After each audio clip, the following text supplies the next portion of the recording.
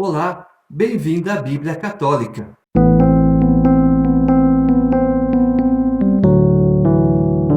Segundo o livro de Samuel, capítulo 9. Davi perguntou: haverá ainda algum sobrevivente da casa de Saul para que eu trate com fidelidade por amor a Jonatas? Ora, a casa de Saul tinha um servo chamado Siba. Trouxeram-no a Davi e o rei lhe perguntou: é Siba, teu servo? Respondeu ele. Perguntou-lhe o rei: não ficou um homem da casa de Saul para que eu trate com a fidelidade desejada por Deus? Siba respondeu ao rei: há ainda um filho de Jonatas, que é aleijado de ambos os pés. Onde está ele? Perguntou o rei, e Siba respondeu ao rei: está na casa de Maquir, filho de Amiel, em Lodabar. O rei Davi mandou buscá-lo na casa de Maquir, filho de Amiel, de Lodabar. Ao chegar perto de Davi, Mefibaal, filho de Jonatas, filho de Saul, caiu com o rosto em terra e se prostrou. Davi disse: Mefibaal. Ele respondeu: sou eu para te servir. Davi lhe disse: não tenhas medo, porque eu quero tratar-te com fidelidade, por amor ao teu pai Jonatas. Eu te restituirei todas as terras de Saul, teu avô, e comerás sempre à minha mesa. Mefibaal se prostrou e disse: quem é este teu servo, para que voltes o olhar para um cão morto? Depois o rei chamou Siba, o servo de Saul, e lhe disse: tudo o que pertencia a Saul e à sua casa, eu o dou ao filho do teu senhor. Tu trabalharás a terra para ele, tu com os teus filhos e os teus servos, e recolherás os frutos que garantirão à casa do teu senhor, o pão que comerá. Quanto a Mefibaal, o filho do teu senhor, tomará sempre as suas refeições à minha mesa. Ora, Siba tinha 15 filhos e 20 servos. Siba respondeu ao rei: teu servo fará tudo o que o rei, meu senhor, ordenou a seu servo. Mas Mefibaal come à mesa com um dos filhos do rei. Mefibaal tinha um filho pequeno chamado Micas. Todos os que moravam com Siba estavam a serviço de Mefibaal, mas Mefibaal morava em Jerusalém, pois comia sempre à mesa do rei e era aleijado de ambas as pernas.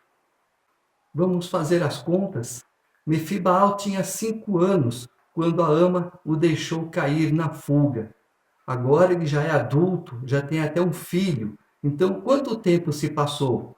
Para nós, muito tempo, mas para Deus é no momento dele. Deus fez com que Davi se lembrasse do juramento para Jonatas: cuidarei da tua descendência. Mas, Siba, há ainda algum descendente de Saul? Sim, o filho de Jonatas, em Lodebar. Esquecido? Para nós talvez, para Deus nunca. Capítulo 10. Depois disso, aconteceu que o rei dos Amonitas morreu, e o seu filho Anom reinou em seu lugar. Davi disse: usarei para com Anom, filho de Naás, da mesma fidelidade que teve seu pai para comigo. E mandou Davi e seus servos apresentar-lhe pêsames pela morte do pai. Mas, logo que os servos de Davi chegaram ao território dos Amonitas, os chefes dos Amonitas disseram a Anom, seu senhor: pensas que Davi quer honrar teu pai porque te enviou portadores de pêsames? Não será antes para explorar a cidade, para conhecer as suas defesas e depois arruinar que Davi te enviou os seus servos? Então Anou prendeu os servos de Davi e lhes fez rapar a metade da barba e rasgou metade das suas vestes até as nádegas e os despediu. Logo que Davi teve notícia do ocorrido, mandou alguém ao seu encontro, porque estavam muito humilhados, e o rei lhes enviou esta mensagem: ficai em Jericó até que cresça a vossa barba, e então vinde. Anom recebeu um conselho errado. Ele foi atrás de um conselho errado. Às vezes, aquele que está do nosso lado para nos aconselhar, ele tem que ter mais juízo do que nós. Mas é o contrário. O que tem menos juízo é aquele que nós damos atenção. Nós estamos no erro também. Qual é a postura dele? Não, você falou? Espera um pouco. Chama eles aqui. Eu quero conversar com eles.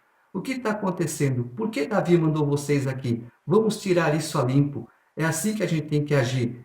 Ouvirmos o conselho. Sim, eu vou fazer tal coisa, mas eu tenho um pé atrás porque eu ouvi um conselho que pode ser bom, que pode ser ruim. Nesse caso, foi ruim. Quando os amonitas viram que se tinham tornado odiosos a Davi, mandaram mensageiros para tomarem a seu soldo os arameus de Bet-Roob e os arameus de Soba, 20.000 homens a pé, o rei de Maaca com 1.000 homens e o príncipe de Tobi com 12.000 homens. Quando Davi soube disso, enviou Joabe com todo o exército, os valentes. Os amonitas saíram e puseram-se em linha de combate à entrada da porta, ao passo que os arameus de Soba e de Roob e os homens de Tobi e de Maaca ficaram à parte em campo aberto. Joabe, vendo que iam avançar contra ele simultaneamente pela frente e pela retaguarda, escolheu os melhores de Israel e os pôs em linha de batalha contra os arameus.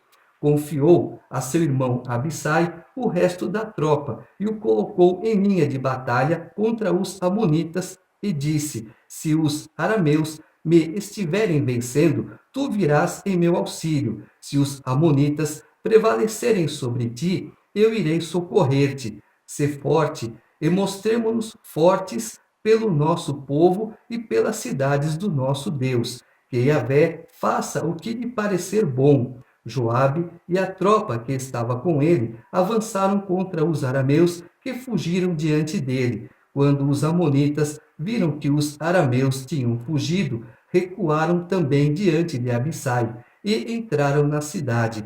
Então Joabe voltou da guerra contra os amonitas e reentrou em Jerusalém. Vendo que tinham sido vencidos diante de Israel, os arameus concentraram as suas forças. Hadadezer enviou mensageiros e mobilizou os arameus que estavam do outro lado do rio, os quais chegaram a Elã, tendo à sua frente Sobaque, o chefe do exército de Hadadezer.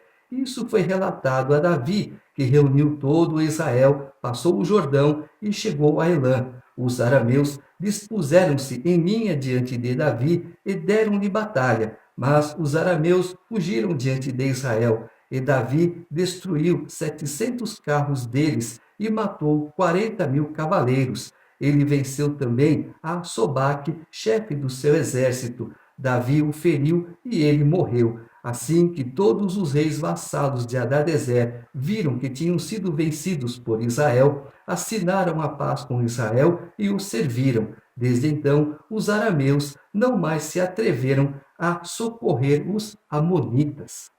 Quando o inimigo vem contra nós sem darmos motivo, não importa a quantidade, porque Deus luta as nossas lutas. Deus é a favor de nós. E sendo Deus a nosso favor, quem será contra nós?